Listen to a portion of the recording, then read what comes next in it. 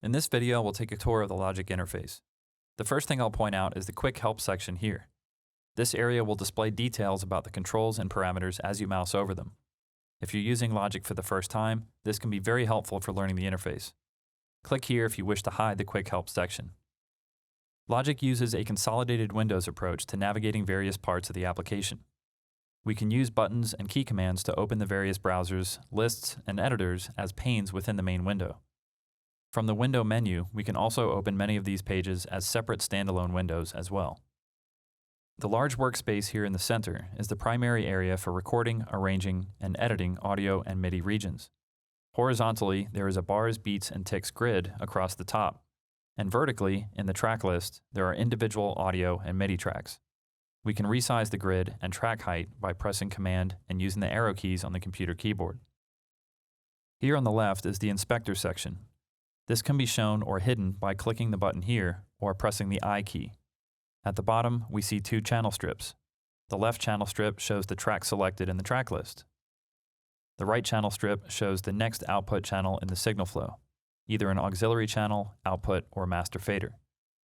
This offers access to a track's channel strips without having to open up the mixer window.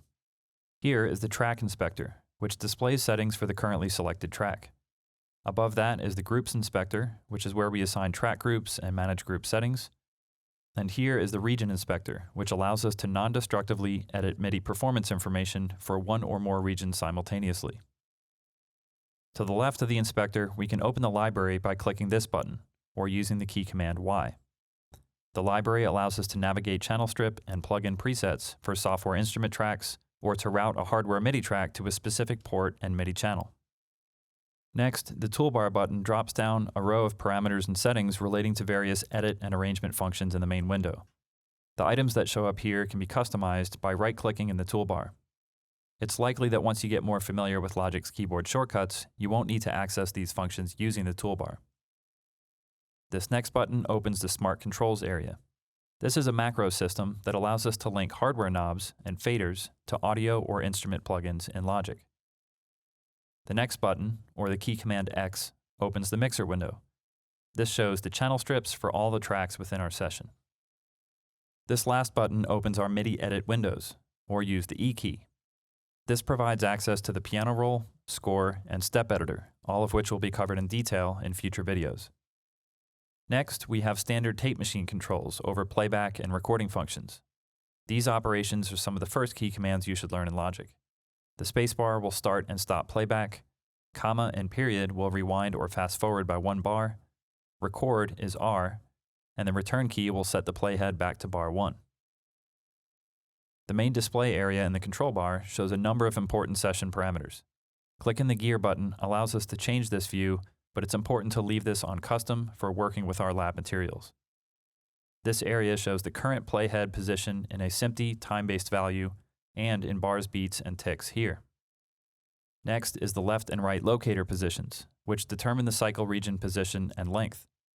The cycle region basically just loops a section of the timeline. We can edit most values in Logic by clicking and dragging up and down, or double-clicking and typing in a value.